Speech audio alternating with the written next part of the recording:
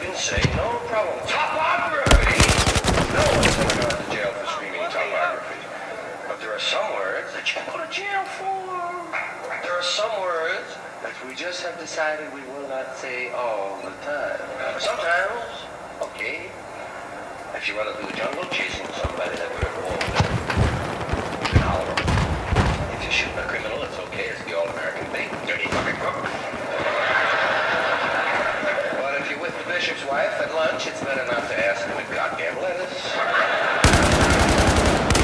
It's just like we decided there'd be some words we won't say all the time, and I was just trying to find out which words they were. Pretty sure all of them. I wanted a list. They don't give you a list. Wouldn't you think it'd be normal if they didn't want you to say something to tell you what it is? Nobody even tells you when you're a kid what the words are that you're supposed to avoid. You have to say them to find out which ones they are. Shit!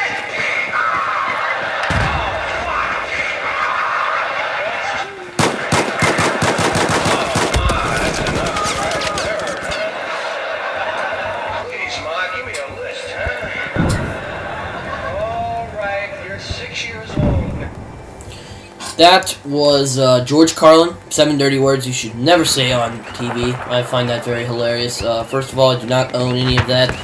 If, you know, I don't own any of that, so we're good on that. I will say right now that I am a huge fan of George Carlin, and I do know a couple friends of mine who really love him. Like my buddy Desmond and I really like to talk about George Carlin.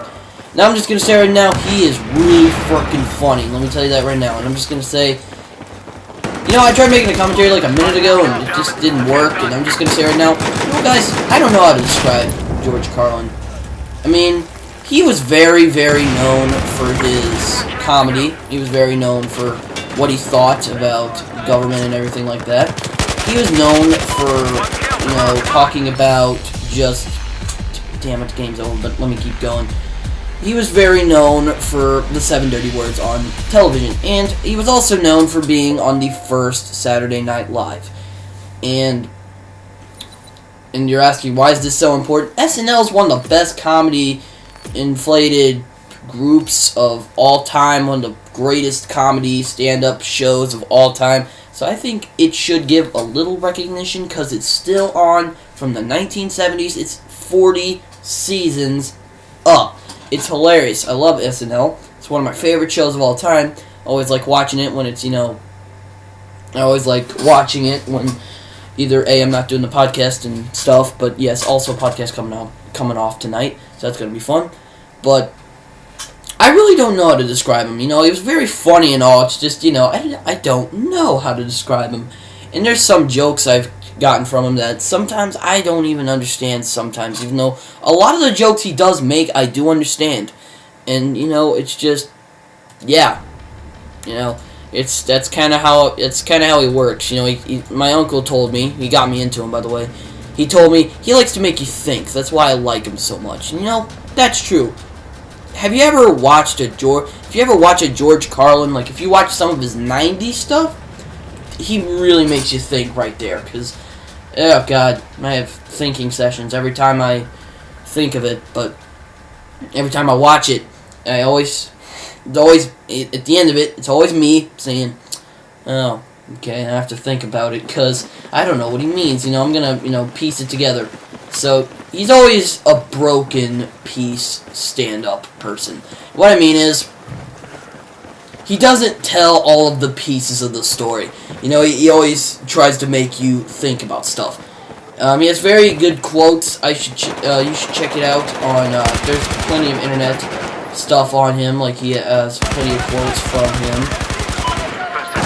It's very fun, and I really enjoy it. You know, I'm just going to say right now, it's nowhere near his birthday. I just felt like, you know, making a commentary about him. I'm just going to say right now, George Carlin is one of the most influential comedians of all time, and no one will ever beat him, in my opinion. No one will ever beat him unless, he's up there with Richard Pryor. He's up there with Bill Hicks. He's even up there with, what was that dude's name? There's a couple of comedians that, I mean, he's up there with, like, Richard Pryor, Eddie Murphy, everything like that. He's up there. And that's why I like him so much, you know, I'm just like, you know, George Carlin, George Carlin is very interesting to learn about because, he likes to just, like, make all these jokes and it's very funny.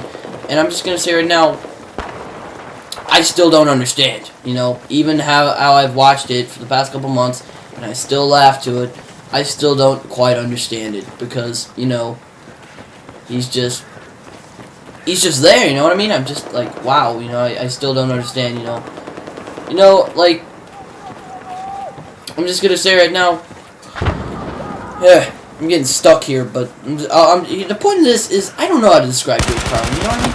He's a funny comedian and everything, as I said before. It's just, I don't know how to describe him. I call him a free thinker, you know what I mean? I'm just gonna say right now, let's move on to something, because I've been repeating myself for the past 6 minutes. Almost 7 minutes. I'm just gonna say right now, he was a free thinker while he was alive. And I respect the free thinkers. I think they have very valid points.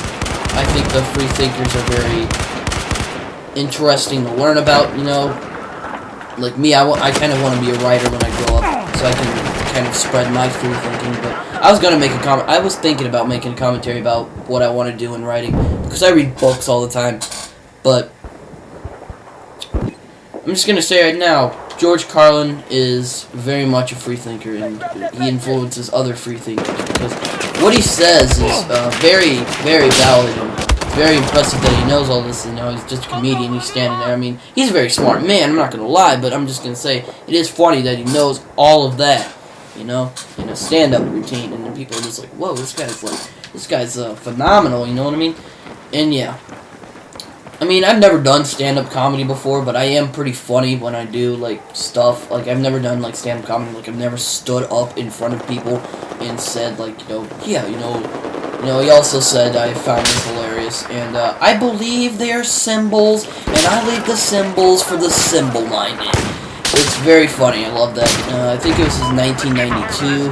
Very hilarious. I love it.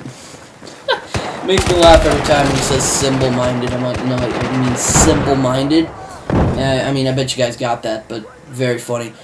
But yes, that was my commentary over George Carlin. I'm sorry if it was bad, I know, but, I'm just, yeah, it was pretty bad. If it was bad, then let me know, because I do like getting feedback on here. Anyways, if you guys enjoyed the Battlefield commentary, I'm trying to get back to the Battlefield vibe, because I just bought this game again. Very fun game. And, I'm trying to get new guns. Come on, I'm still doing my, get all the guns in this game challenge.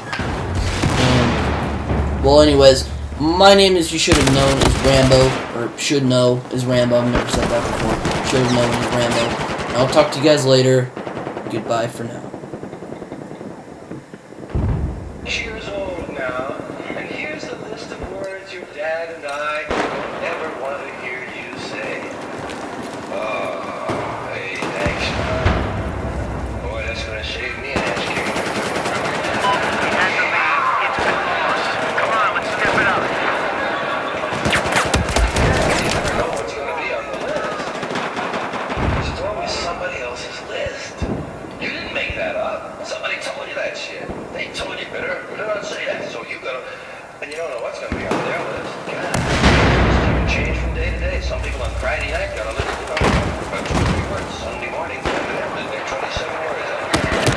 These are the same people who list. So you gotta kind of watch out what you're gonna believe from them. The trouble is, I was trying to find out what these words might be, and I wanted to know the ones that you could never say on television. I mean, the filthy words that are always filthy. There are a lot of these little two-way, double tone words that have 2 meanings, words that are really hard to find. Like that line. Good job, guys. Come on. Like ass. Ass is hardly even a dirty word. However, it has a few meanings that you can't say on television. That's what I was talking about. What can you say on television? That's another one of those places where we can't use these words.